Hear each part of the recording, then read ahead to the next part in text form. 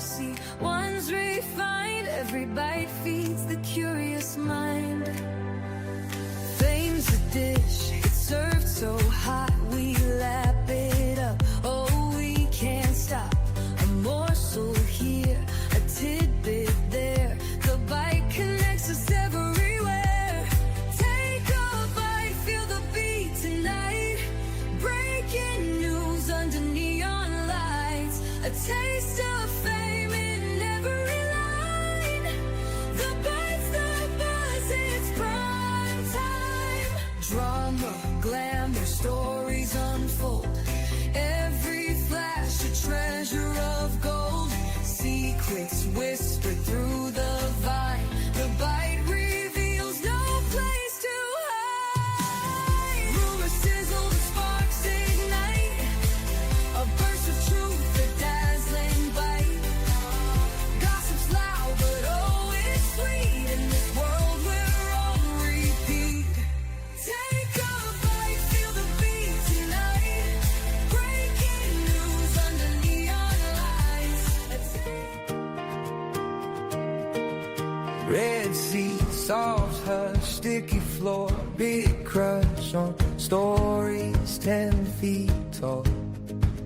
Ticket stub in my pocket, cold drink, warm rocket. We're chasing shadows on the wall. From old black and white heartbreaks to wild card chase headaches, we rate it all and call it love. Laughing in the exit glow, every frame the inside joke. We live for that curtain above. Curtains up, cinema, roll the reel on everything we feel. From gold frame dreams to crooked plots that drop. To Oscar contenders, Razzie flops. We cheer, we groan, we still can't stop. Curtains up, cinema, this is where our hearts get caught. From old classics to the hits you love a lot. Fading with side by side. Popcorn wars, who took my side? You cry at scenes I barely catch. I stay through every credit. You say, who even read it? We argue, then we high-five the mismatch. Black tie praise, ready face misses. Golden statues, broken wishes. We toss our guesses at the screen. Yeah. Glorious and kind of awful. Still we mock each shaky shuffle of some kid's impossible dream. Curtains up, cinema, roll the reel on everything we feel. From gold frame dreams to crooked plots that drop. To Oscar contenders, Razzie flops, we cheer. Hey.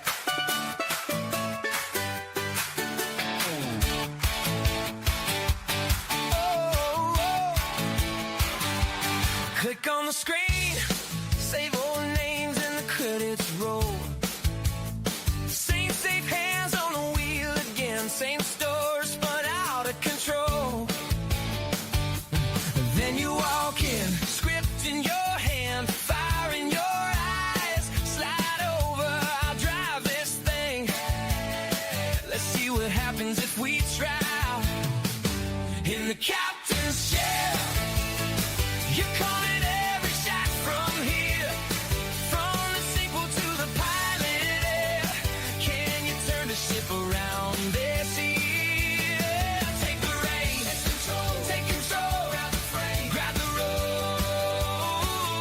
In the captain's chair, we'll see if you can make it there. Oh yeah, oh yeah. A rebooted world, fanboards buzzing, they're watching close.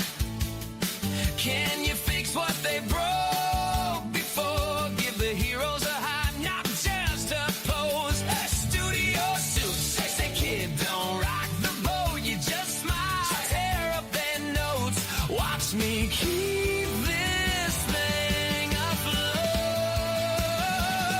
In the captain's chair, you're calling every shot from here.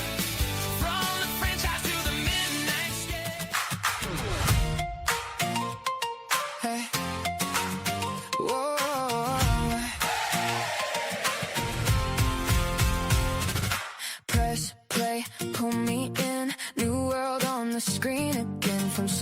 blood flights to alien skies. I'm right here, I'm alive. You got one more twist for me, one more clue, one more mystery. Every frame I lean closer, every night it gets bolder. Take my hand, don't let go, we can chase it. Episode by episode, one episode at a time, we keep diving in. One episode at a time, let the story spin. Animated drama, sci-fi in the rain. One episode at a time, we do it all again. One episode at a time. One episode at a time. One episode at a time. Late night laughs and heartbreak spins. New faces, old wounds, paper thin. Tiny towns and crowded trains. Heroes lost in real life pain. And the monsters show their teeth. Then the silence starts to speak. Every ending leaves a spark. Every arc lights up the dark. Take my hand, don't let go, we can chase it. Episode by episode.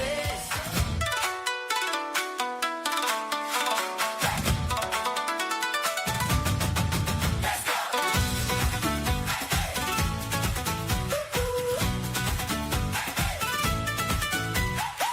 Morning dew on the path, bare feet in the grass. Pack tight, heart light, you can feel it in your hands.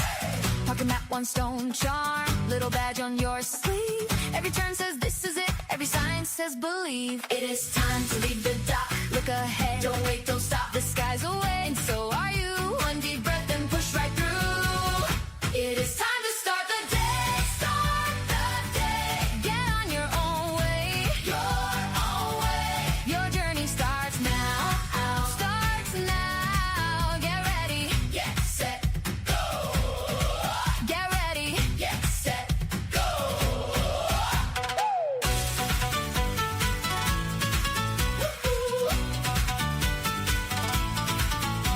By the creek, by the hill, you learn the names of the trees. A wild spark in the reeds, a soft call in the breeze. You trade a grin for a spark, you trade fear for a flame. Every small brave step you take writes a story in the rain. It is time to leave the dock, look ahead, don't wait, don't stop, the sky's away. And so are you.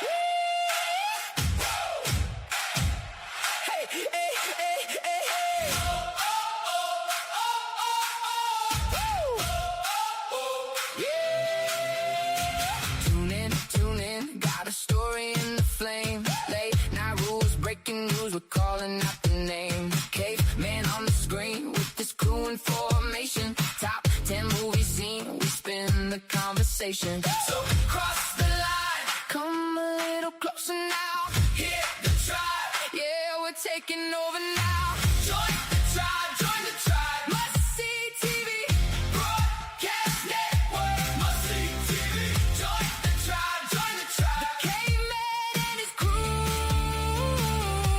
Let's go, let's go. Cross the line, cross the line. Must see TV, broadcast network. Must see TV, join the tribe, join the tribe. More stories, more.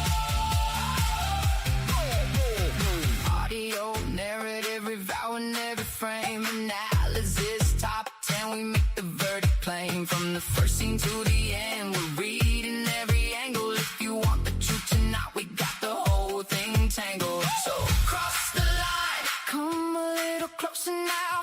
Hit the tribe, yeah, we're taking over now. Join the tribe, join the tribe. Must see TV,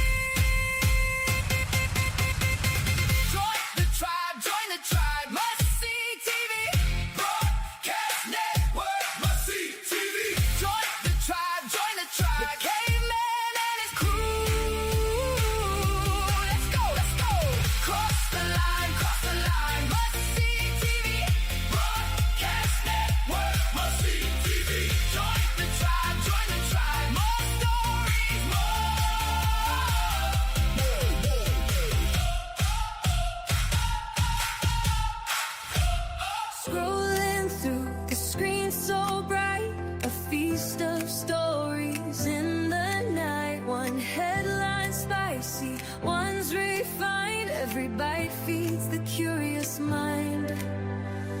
Fame's a dish, it's served so hot, we lap it up. Oh, we can't stop.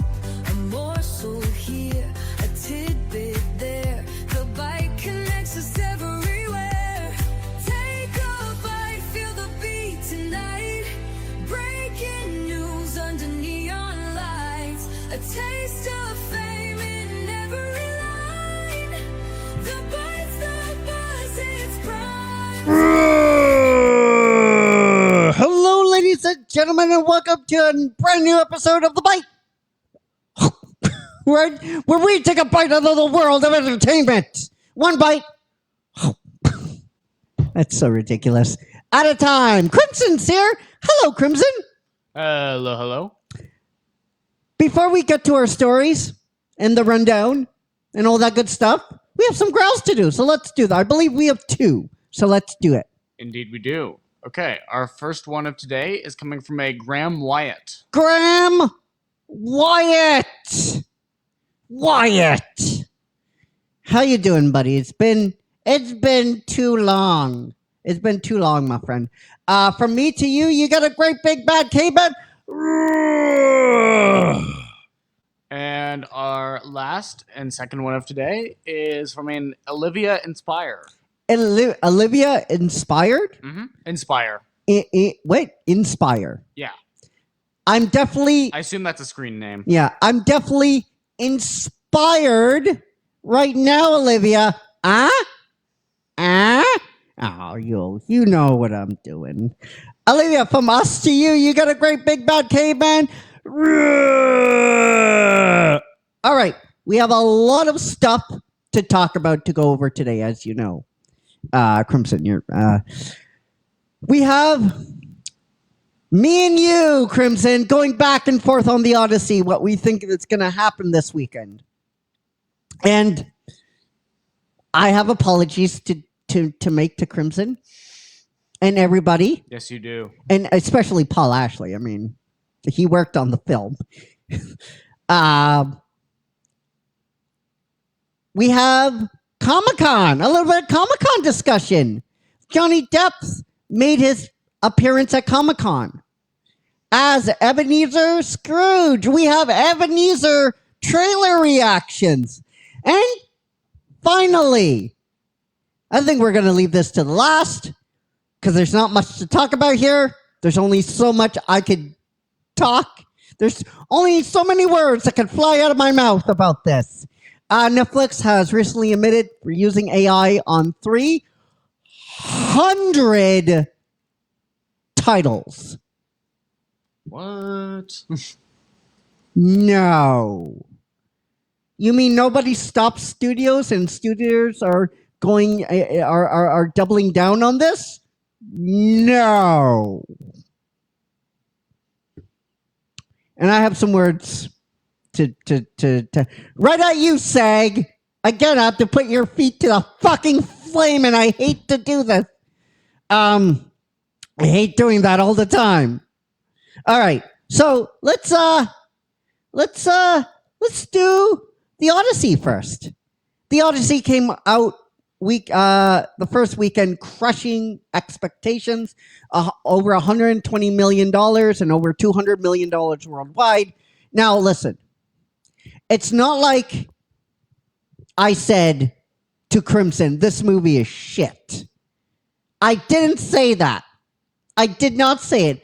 I had concerns, and I think they were very good concerns of this movie's 3 hours. This movie didn't have the key aspect ready on screenings for different people. That would be IMAX. I think that was not a great sign that the main feature of this movie was not ready for people to watch that had early access. And unlike Oppenheimer, this movie cost more than Oppenheimer. So I I took the position of this film opening weekend's probably going to do 60, $50 million at best. Right? Mm-hmm. That was my position because, you didn't have like the IMAX wasn't ready for it. The main feature of the movie wasn't ready and all that kind of stuff. So that's where I came from. I was heavily wrong. And I know people out there have sometimes wax in their ears. Yes, I was wrong.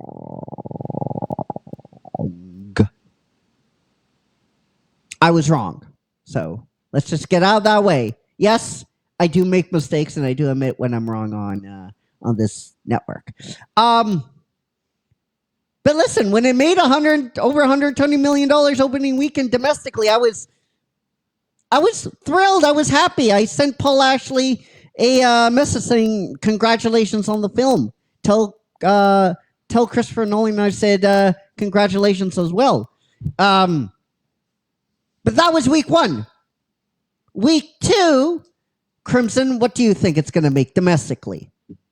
Do you think it's going to come down at all? For an entire week? Yeah. We're talking, weekend. We're talking about today to Monday. Today to Monday. Yeah. What do you think it's going to do week 2?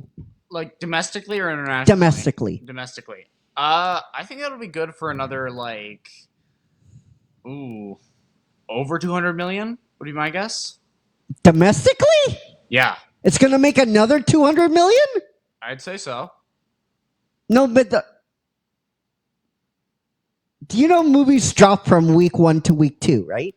But yes, but I think the amount of hype around this movie, I think people, because the thing is that So you're saying another trying to secure seats right now, especially if you want to get it in IMAX, not even 70 millimeter IMAX. It's basically impossible to get good seats on LIMAX, regular IMAX. Yeah.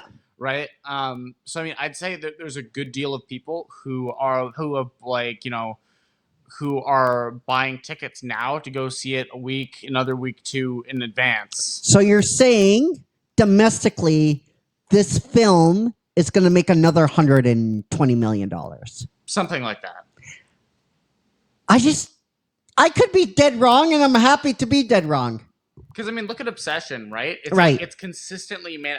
Obviously, it's dropped, but it's still in theaters. People are still going to see it, right? Right. So I'd say I think the conventional I think this year for movies has been highly unconventional. Yes. So I'd say I think there's lots of surprises in store, and I'm pretty confident to say I don't think this movie will see as stark as a drop off as a lot of other movies.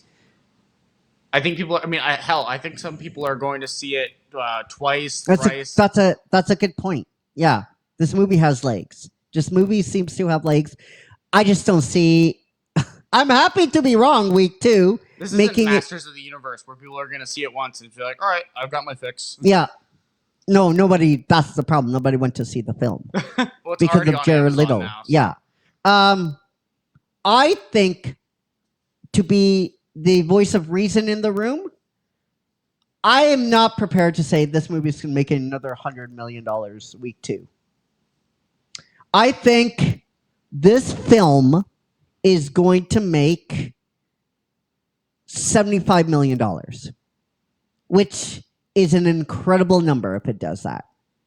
It's incredible. I do agree with you. Some people didn't have the chance to go see it week 1. Yeah.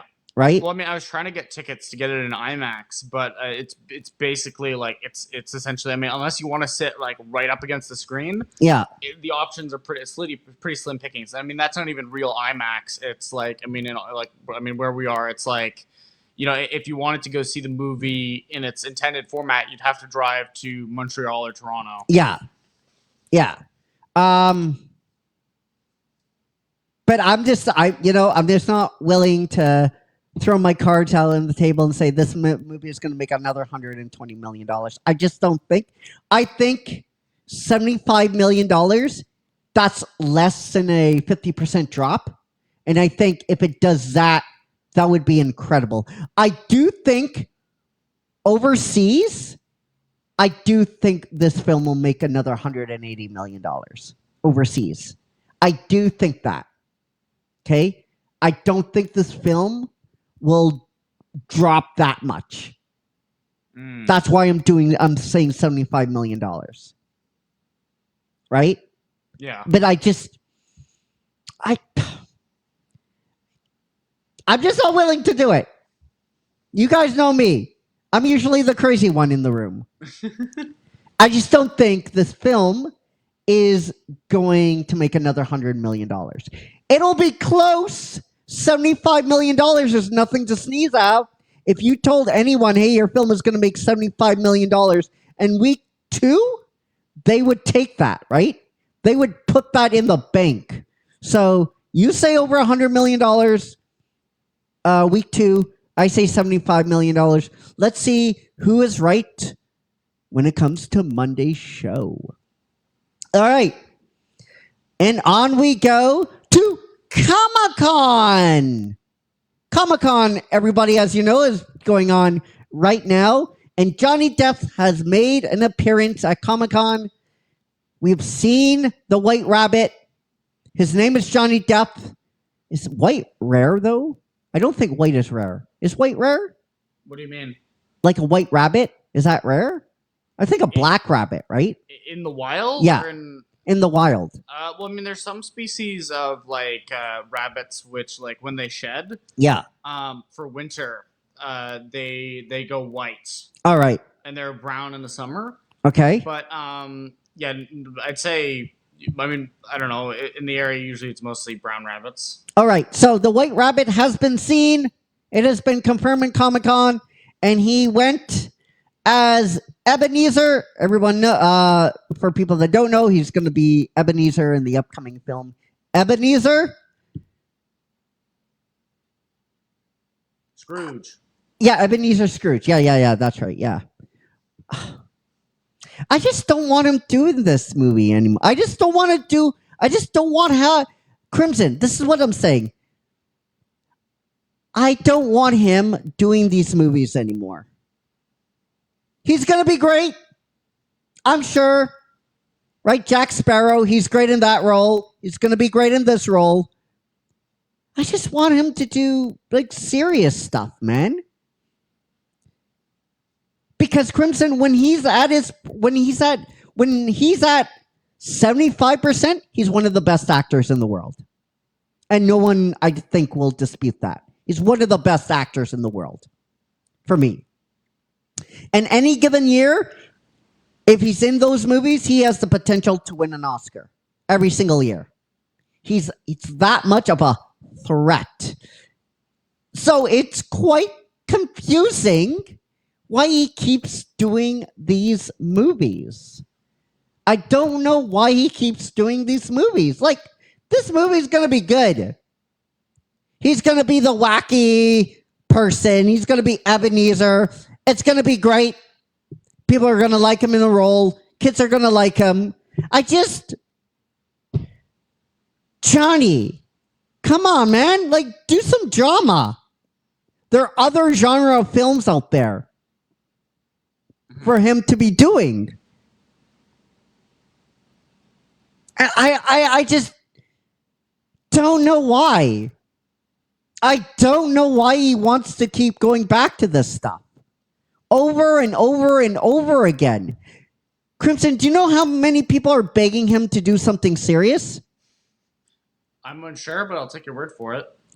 A lot of people are begging him to do something like a drama, maybe a cop drama or something. Like, do something else. Do something else. Please. Do something else. Like Jack Sparrow, you were great. Okay? And then you did some other wacky things, and you were great at that too. And now you're doing this. You're going to be great in this role too. It's confusing to me why he takes these roles, Crimson. It's very, very confusing. It's very confusing. It's just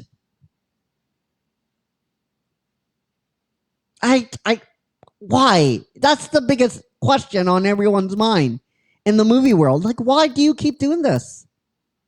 Like, you're going to be great. No one's going to argue. But you're one of the best actors on the planet. On the planet.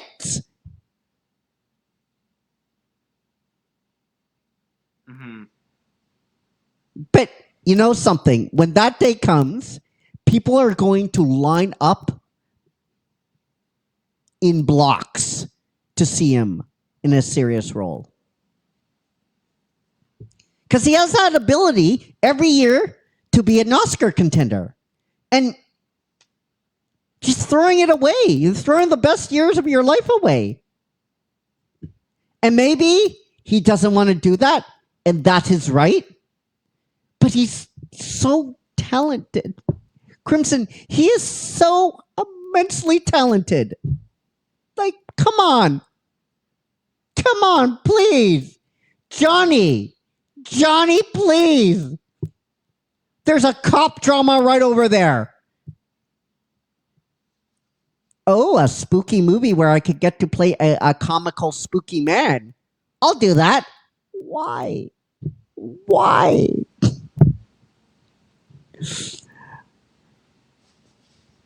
You know, Scorsese, Denis Villeneuve, and all those cats are probably like, oh, we got this perfect role for Johnny Depp.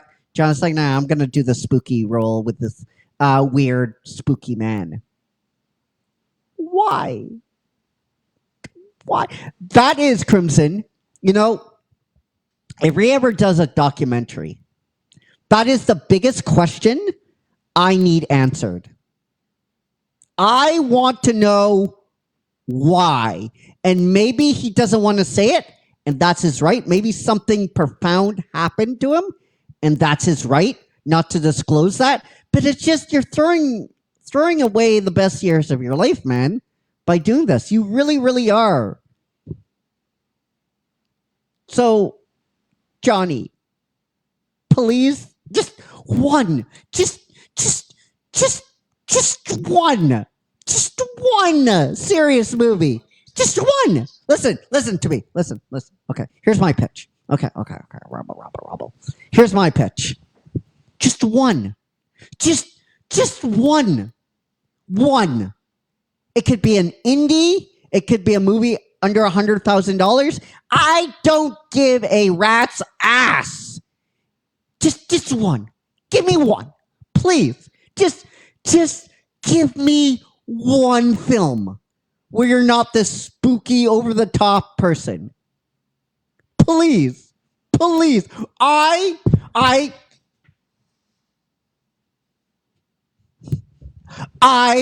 am on my... Okay, I'm on my knees. Johnny, I am pleading with you. Please take a movie that doesn't involve you being over the top, creepy, scary dude. Please. I beg you. I'm pleading with you. Just one. Because you are wasting your years, the best years of your life doing this. And Johnny, I am pleading with you. I am begging you. Please. I want to see you in a serious role, doing what you do best. Please show everybody why you are still one of the best actors on the face of the planet. Please. All right, I gotta get up because I'm an old man. Crimson, did I make a good argument? Yes, you did. Okay, good. It's important. Crimson's happy with me because he's my boss. All right, so we move on. Talk about Johnny Depp. We're going to be reacting to this trailer, the Ebeneezer trailer. Did you watch it at all? No, I have not. All right. So I'm surprised we're not talking about the Avengers Doomsday trailer. I'm not talking about that because Why? did you watch it? Yeah. All right. Let's talk about that, and then we'll talk about the Ebeneezer one. How did you? Let's. Oh, I didn't mean to derail the show. No. It's my show. It's our show. We can do what we want. So Okay. let's react. So the Avengers Doomsday trailer. I mean, have you seen it? Yeah, I have. Okay. So, I mean, in my opinion, I mean, I don't know. I really dislike the whole attitude of like, oh, teaser trailer, Yes. like judging something based off of a 2-minute snippet, right? But I mean, I don't know. I feel kind of ambivalent towards it. Like, I remember when Avengers Endgame, the teaser trailer for Avengers Endgame dropped. That was everyone I knew was super, super excited. epic. Right? I have not seen like a single person, like, or at least any people I know who are like jumping up and down. Like, oh my god, did you see the new trailer? It's mostly just like kind of be like, oh, that's neat. Like, I mean, I think I don't know, bringing in like these like characters that were like their arcs have ended, right? Like bringing back like, I mean, I know that it's technically not Tony Stark or whatever, or it's not like, I know it's just right. Robert It's Downey Doctor Jr. Doom. Yeah. Dr. Doom. I get it, but also it just comes off as like a ploy to get butts and seats, which I know. I mean, that's the whole point of making a movie, right? Butts and seats. But like, it just feels a little hollow to me. Yes. And I mean, especially now that they're bringing in Chris Evans, it's like, okay, I mean, what are we doing here, right? Yeah. Right. Like it's just you send him. You gave the Captain America character a salute. Ultimately, that's what you did in Endgame. He gets to be happy. To live out his life. Yes. Right? Exactly. And now we're dragging him back, I assume, either through some multiverse or time travel or whatever. We're dragging him back into the fray. And right. Like, I don't know if, like, once again, I mean, we have no context for what's happening there. Right. But, like, I mean, if it's going in the direction I think it's going, it's basically just like, okay, we're bringing this character out of retirement because we need this movie to do $1 billion. Yeah. Hey, if it's well written, then no one's gonna care at the end of the day, right? No, I mean, I've been a proponent for a long time. Is that it's like there's no like bad concepts or bad ideas. It's just about the way it's done, the execution. But the thing, I mean, for example, I mean, this is an example I talk about a lot. Is that basically, I mean, whenever someone talks about like, oh, this movie is going to be terrible just based off the premise, I'm like, okay, well, I mean, look at the Lego Movie. That movie was great. Yeah. Even though like the premise sounds horrible. Yes. Right. Like it sounds like it's designed to sell merchandise, but like I think if you bring in the right artists and the right writers, but like to me, I think that it just, I mean, like I said, it rings hollow to me. Like I think what they're saying with this is we have not the characters we have like created in the last 7 years don't have the level of prestige or star power necessary. That's your fault, though. That's Marvel's fault, yeah, right? That's what I'm saying. Exactly. That's your fault because I mean they've done it before. Yeah, like, they've done it in phase 1. Yes, they did it so well. Yeah, and I mean, I think I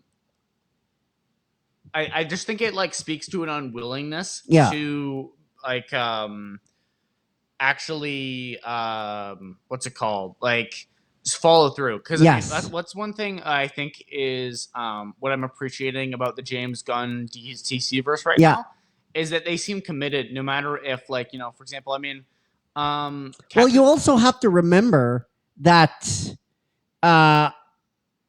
Disney went through in this time a lot of turmoil with executives leaving and not leaving and screwing things up. But like, I mean, I've been saying this. I mean, another thing I've been saying for years is that like, as an audience, we shouldn't be thinking about what's happening behind the curtains. Yes. Right. Like, I mean, you can use this analogy is like if I go to see a play, I shouldn't be thinking about like, oh man, they really screwed this up. Right. Or like, this is really messy. I shouldn't be thinking about what's happening behind the curtain. I should be focused on the performance. Right. And same thing goes for any piece of media. Yes. Like, you know, when like an artist like, you know, like releases like a new album or something, or like anything of that nature, a movie, whatever, like I shouldn't be thinking about the internal politicking of like, you know, what's going on behind the scenes. I mean, it happens a lot with, I mean, it's become a bit of a hot button issue with Marvel comics. Yeah. It's like basically people like talking about how much editorial is sticking their fingers into what the writers are doing, for example, right? Right. So I think that like once again, as an audience, we shouldn't be thinking about what's happening behind the scenes. We should just be focused on what on the movie itself. And Right. if there's things that are happening that are distracting from the film or whatever, right? Then I don't think that's a good thing. And like I No. don't think it's really I don't think it's a valid excuse as to why something is bad. It's like, oh, it was messy. It's like we as an audience shouldn't have to think about that. Right. But unfortunately, it does happen. Oh, of When course, you get it's a like reality, big but- studios, right? Unfortunately, sometimes it does come into play, and it's just the reality of the situation of where Disney was in this process, right? Yeah. And it's unfortunate that we have to think that, but like it's like we can't, like people in the industry can't not think of that, because it was a big factor, man. I mean, Yeah. it was. I mean, lawsuits were led. I mean, Bob Chapek, for better than what people want to realize or not, fucked up Disney for the next 15 years. Mhm. Like they're never going to get back to where they were because of him, right? I mean, obviously, He didn't want to pay. Yeah. He didn't want to. What? Scarlett Johansson, and he was laughing about it behind the scenes, like, "Oh, she wants too much money." Okay, and right? Yeah. But that's just the way it is. Like everybody left. I mean- Crimson, he did do so much damage. I can only speak for, and I can't. Unfortunately, I know too much, but he really fucked that company up for the next 15 years. It's never going to be the same. Like all this stuff that happened, Ant-Man and the Wasp, you have to remember that was done overhanded. There was like so many pieces in that pot that somebody just grabbed and changed around, right? Mhm. And ultimately, that is a big factor, right? Yeah. And the goal, I think, the wait and see approach, we want to see how they rode the ship, right? And I think Fantastic Four, First Steps, was an incredible movie. Dude, that movie was, yes, this is reminding me of Phase 1. So can they follow up with that? Mhm. And that's what we're going to see, right? Yeah. And it all comes down to the writing. It all comes down to the acting. Absolutely. The teaser trailer, I didn't see a point for the teaser trailer. Yeah. It was Thor talking, doing a monologue, and that's it. And we saw some stuff. I mean, I'm not going to judge anything until I see a first trailer. But that's our thoughts. We want to know what you guys think down below in the comment section. Now we move to the Ebeneezer trailer. We could do this. Crimson, Mhm. if you can put multiple trailer reactions in the description, Of course. like the Avenger Endgame teaser trailer react to. So, all right. So now we move on to the Ebeneezer trailer. I mean, it looks good. He's a creepy old man, spooky, creepy, over the top old man in the film. He looks like he performs the role well enough, as only Johnny Depp can do. But I just want him to play serious roles again. I don't want him to do any of this crap. And I don't know why. That's the biggest question, right? But this trailer looked fine. This trailer looked good. I want to see more of this trailer before I have a solid opinion. But it looked okay to me. I mean, Johnny Depp is Johnny Depp. He's one of the best actors in the world. Um, and it's just it's fine. I mean, I didn't like it. I didn't hate it. I should say this. I didn't hate it. I didn't like it. I'm kind of in the middle. But I just want him to do more serious stuff, man. That's all I want him to do. So let me know what you thought of this trailer down below in the comment section. Do you like it? Do you not like it? And we move on to I Need a Drink. That's what we were moving on. We're moving on to I Need a Drink territory. So this was reported with Variety and the Hollywood Hollywood Reporter a couple of weeks ago. I believe 2 weeks ago. That Netflix has admitted to be using AI for 300 titles. And what do we mean by that? This has to do with finishing effect shots, passes on stuff, crowd work, big battle sequences, world lore type of stuff. And I'm just sitting here and I'm reading all this, Crimson, and I'm like, that's it, right? Like, how many times do we have to come on here and talk about these stories, right? Crimson, how many times have we came on this show and talked about stuff like this? Yeah. Right? This is 300 titles. Are you shocked? I'm not shocked. Is anyone shocked at this point? That large of a number, yeah. Is anyone shocked, though, that SAG hasn't come out and done something? Is anyone shocked? I'm not shocked at this point. I'm not shocked. It's just like another shit. It's not another turd in the bucket. Like, what do you want to talk about with them? Do you want to talk about Tilly Norwood, how they fucked that up? Do you want to talk about the first time Netflix has admitted to this and SAG learned about it the same time we did? You want to talk about that? Yeah. Like, what do you want? There's a list. I have a literal drawer full of stories that we talked about when it concerning this topic. And it's not even negotiation time yet. Of course it is fucking outrageous. Of course. You're saying, government, is this by us? I'm not shocked. Because they're not going to do anything. They're not planning on doing anything. Listen. Okay? You're sitting there, and you're probably like, SAG has done stuff behind the scenes. Optically, they're not doing anything. Optically, when you come out with a speech saying we are monitoring the situation, and that's it, it looks bad.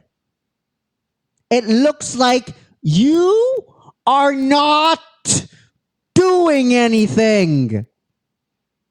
And perception, in this case, in this fucking instance, is reality. You have no leverage. Crimson, they have no leverage anymore. They have zero. They have zilch. What are they going to do? They're going to sit down? They're going to negotiate?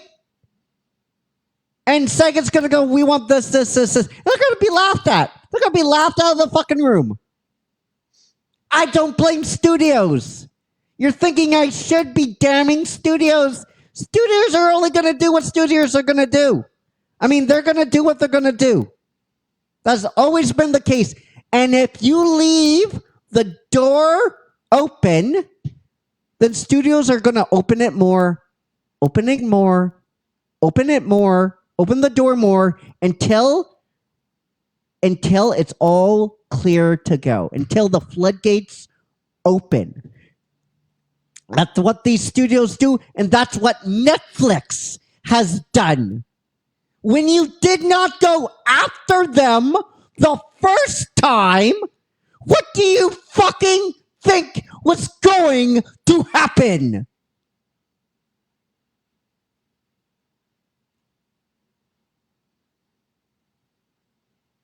on. What do you think was going to happen? Is this what's going to happen? This. And it's not going to stop. I remember when talking about this bloody story. This is not going to stop. If you don't do... Crimson, how many times have I said that on this show? And something like this happens. How many times have I literally said, if you don't do something, then more things are going to happen. And then more things. And then more. And then more. And then more. If you do not close the gate, then that gate is going to get raised more. Optics are everything, people. And in this case, when we're talking about this and this situation, optics is reality. Perception is reality. The optics of the situation are this. You're not doing anything. You refuse, for whatever reason, to do something. You have been caught off guard over and over and over and over and over again. And your response is nothing.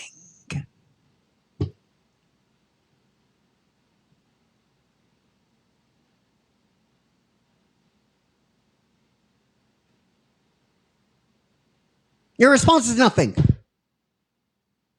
It's like this. Let's put a speech out. Oh, we're heavily monitoring the situation. Or we're working on it with Netflix on this. Or no, you're not. You're not working on... You're not... I tell you what should happen. That comes out. Netflix comes out and say, we have used AI for 300 projects. The next thing that should have happened, you get a call. Click. Hello. Hello, this is representative from SAG.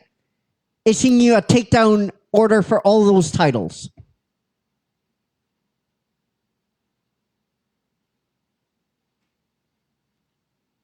And you're probably saying, well, Netflix can find. But that doesn't matter. Because when they get to the courts, all those titles are already down. You lay the hammer and you say, this is not going to happen. We have too many writers. We have too many people that are visual effects artists that need to fucking eat. That need to put food on their table.